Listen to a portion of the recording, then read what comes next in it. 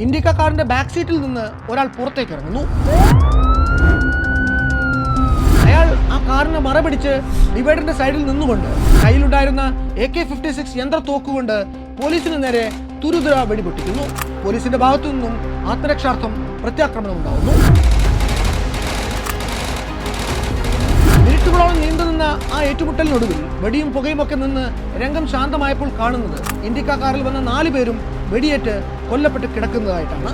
കൊല്ലപ്പെട്ട 4 പേരും പാക് ഭീകര സംഘടനയായ ലഷ്കർ-ഇ-തോയ്ബ അഥവാ LTTയുടെ ഫിദായിനുകളാണ്.